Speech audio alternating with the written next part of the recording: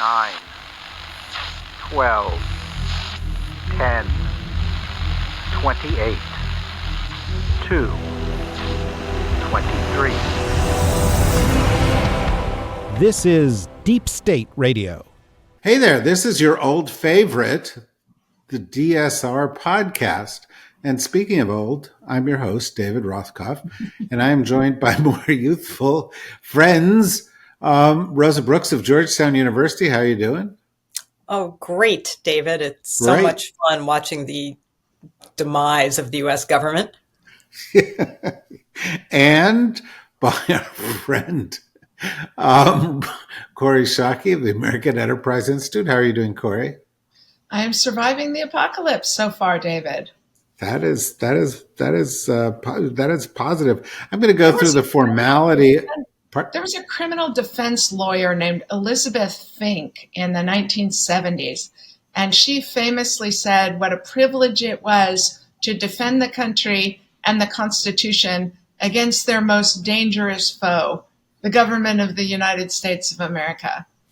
And I'm wishing that there was a little more feistiness in the defense of the Republic going on by people who have constitutional authorities to do so. Wow. So you're saying you don't think that the appropriate response of the United States Congress is to roll around like a bunch of kittens in a basket?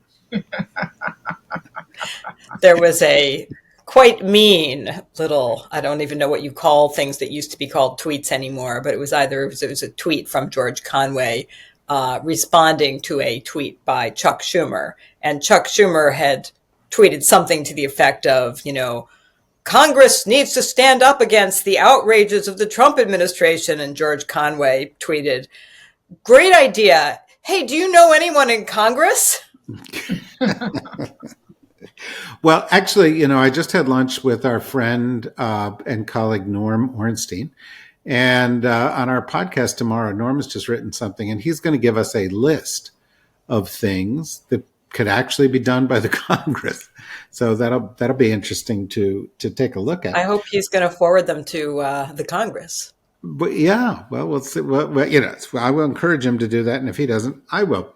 I'm going to, as it's clear, I don't really actually need to ask any questions here. There's a lot going on, but I'm going to go through the formality of asking a question, and then we'll see where this goes. There's so many places to begin, but, theoretically, this podcast was created to talk about global affairs. Yesterday, the President of the United States stood up, said that he'd been studying the issue for a long time, reading off a piece of paper, said, I think what we should do is take over Gaza, turn it into a nice development. The U.S. can own it for the long term. Ship those Palestinians off to Jordan or Egypt, and it'll be great. It'll be a great thing for everybody. And of course, this produced some outrage from people in the world because of,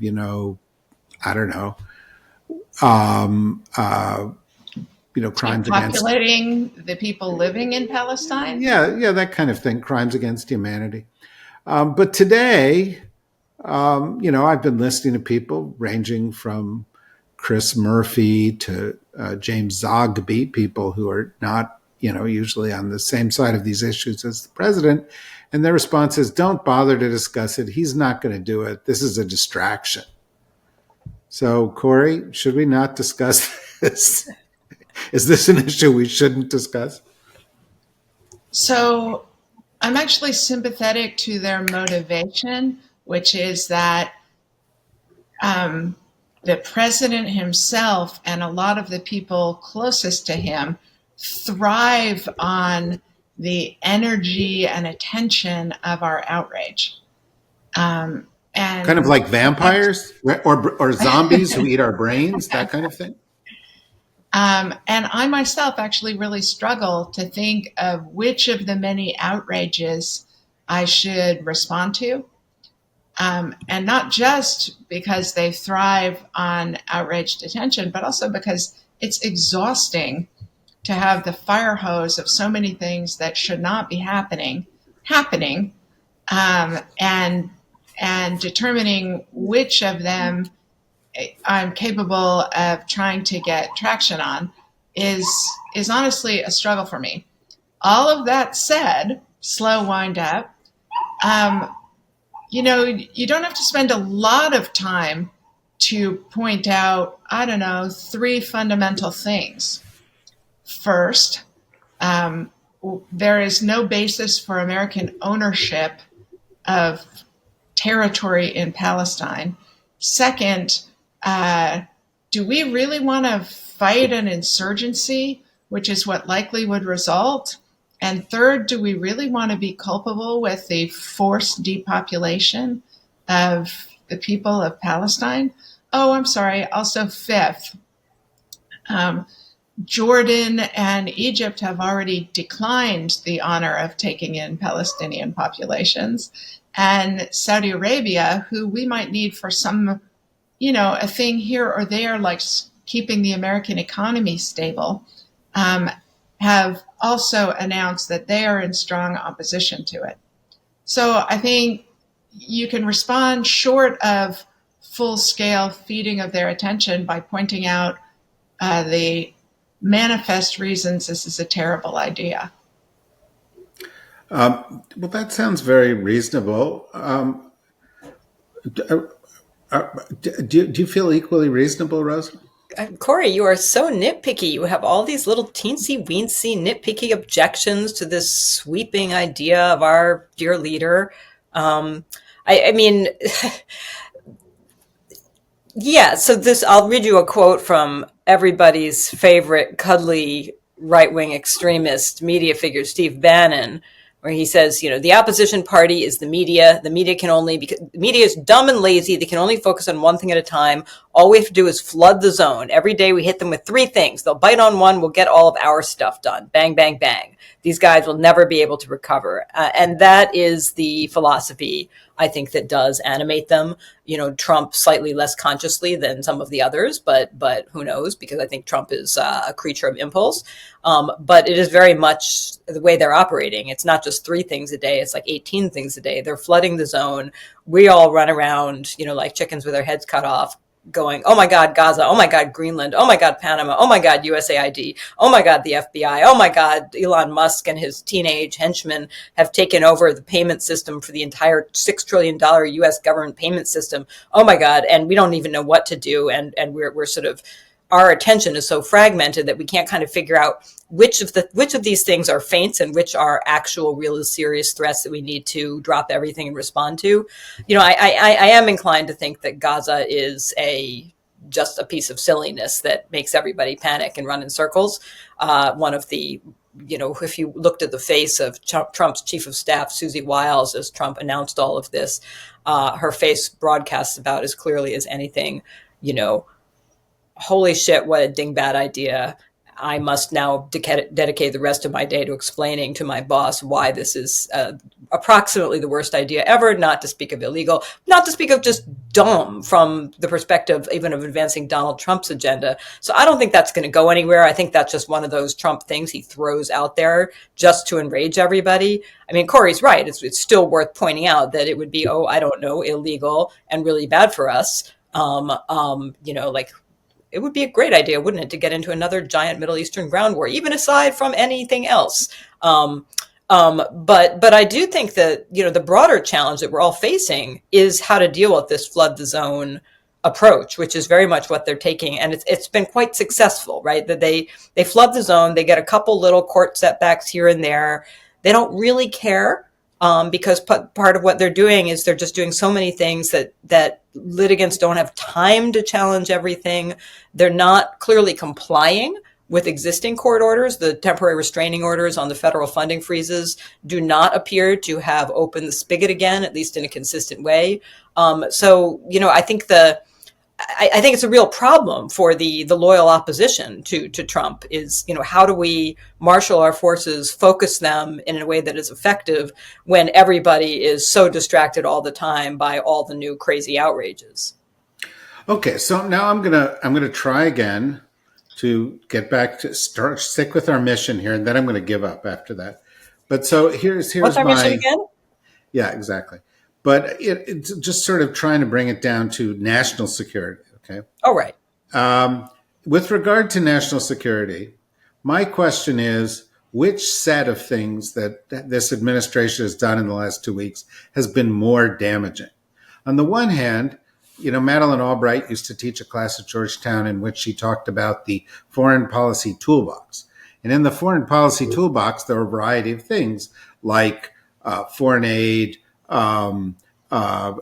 alliances, international institutions, the intelligence community, counterterrorism efforts here at home, fighting for democracy, our standing, and so forth. And all those things have been thrown out of the toolbox in the past 2 weeks. So that seems kind of damaging and probably good for our rivals. And then on the other hand, George Kennan, when he wrote the long telegram, the last couple of paragraphs of the long telegram were, the best way to beat these Soviets is by our example at home. We have to invest at home. We have to grow. We have to have strong institutions. We have to be an example to the world. And so, blowing up democracy, showing contempt for the rule of law, giving a bunch of 19-year-olds with nicknames like Big Balls access to $6 trillion of U.S. Payment ability, et cetera, et cetera. These also seem very damaging, to our standing in the world. Which is doing them, actually, of course, I know we don't have to pick, but which is doing more damage to our national security fastest, Kori? Well, I think fastest is the shock of attacking America's friends and allies.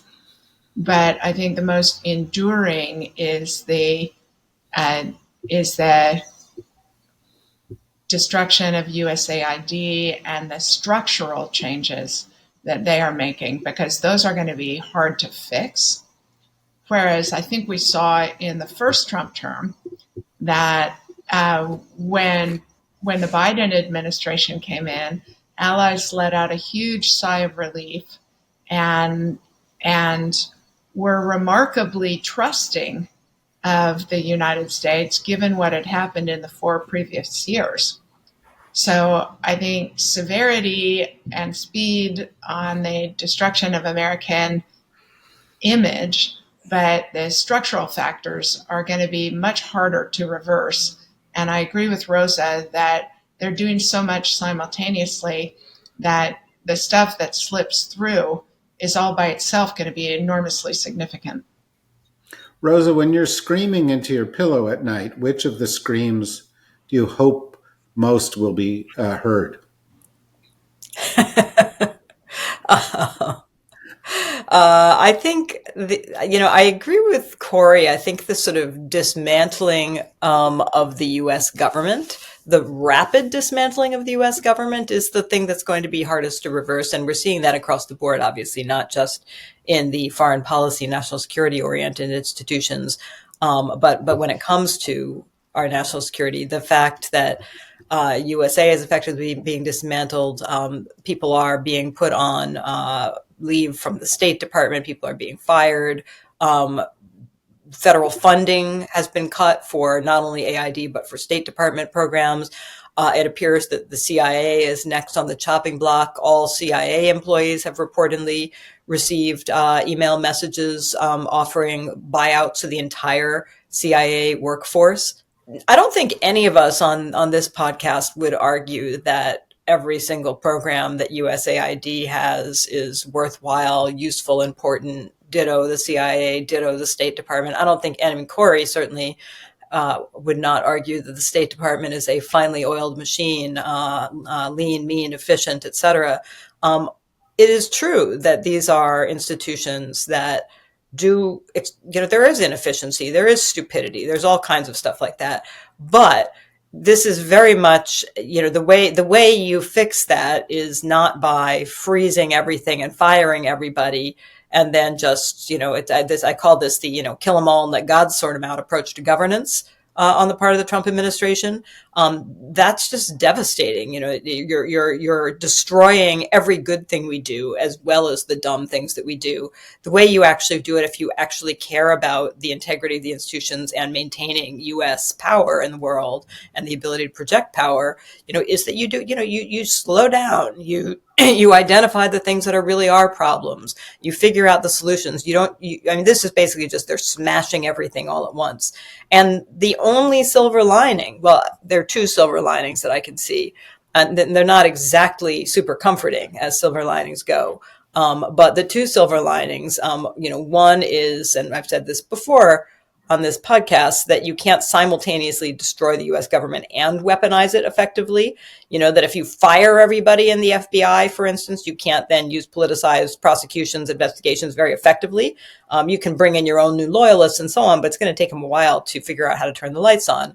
And the same is true across all the agencies. The only other silver lining, which is an even worse silver lining, is that, on the what doesn't kill us makes us strong front, this might actually destroy the United States. But if it doesn't, then very much as two world wars and the Holocaust did lead to a period of international creativity that brought us the UN system, which, although imperfect in a million ways, stood us in pretty good stead for 50 years or so. It may be there are all kinds of things that really are broken in American democracy, in the American government, in the American economy, if we survive it. And it is an if at this point.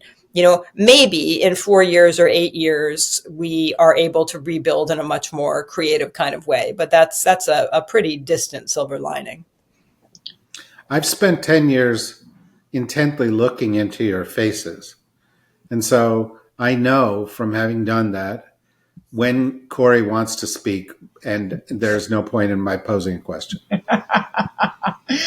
I was actually struck listening to Rosa that I think you can't understand the willful innocence of American culture in the 1950s or the backlash against it by the children in the 1960s without appreciating that 10 million Americans had fought Nazi Germany and Imperial Japan as 18 to 24-year-olds. And they came home for the war and wanted boring jobs where you could drink at lunch and to throw a baseball around with their kids in the front yard.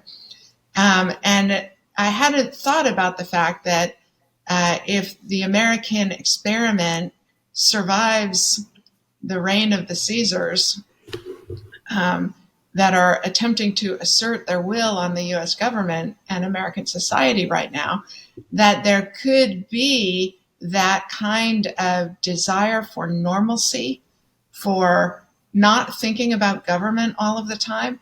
It could be that this will result in Americans actually appreciating how much good our government does in their lives by having it turned off felicitously by arsonists. Arsonists.